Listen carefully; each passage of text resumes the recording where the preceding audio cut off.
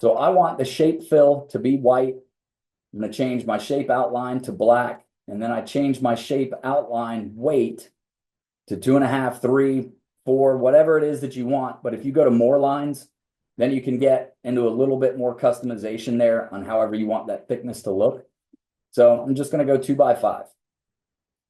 For me, I always make the offensive line a shape fill color.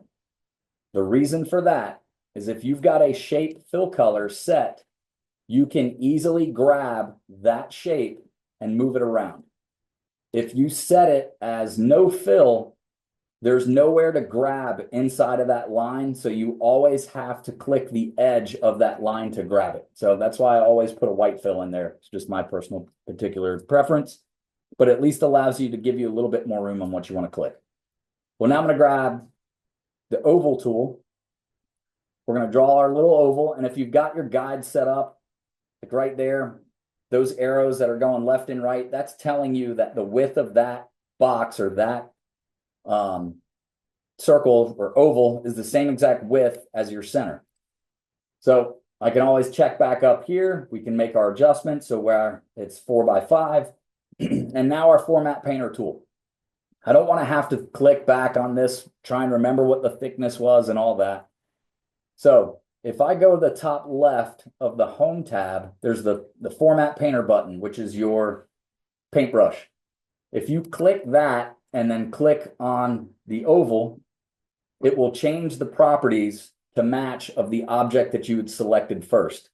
So to just reiterate that, I grab my center, I click the paint icon, and then I click the oval and it changes those properties right over.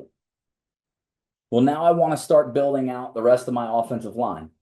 Do not come back up here and draw another oval and format paint. You've already got the properties set. So now I want to hold down the control key.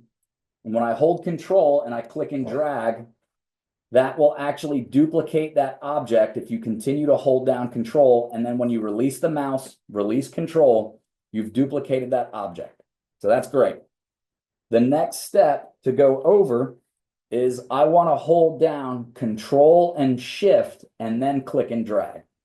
What that does is that's going to allow me to click and drag that shape and it stays on that same horizontal plane. And then I can evenly space it with my little guides that popped up right there. So now I've easily created an offensive line just by clicking and dragging and holding down that control shift key. This is great when you start dropping in defenders because now I can get my entire defensive line on the same exact plane. And you've easily just taken that and dropped it in. If you want to adjust the spacing, what I love is the distribute horizontal and distribute vertical buttons. So what those are going to do is I've got 5 offensive linemen here.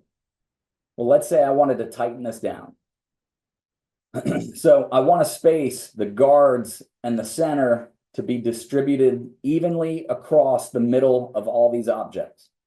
So what you'll do is highlight everybody. A couple things you can do is go to arrange, align, and distribute horizontally.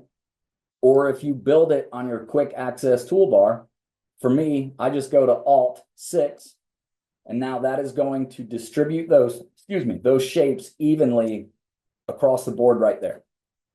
So with that ease, I've been able to create my 5 offensive linemen. And then if you group them together, well, now you've got them set in a different wherever you want.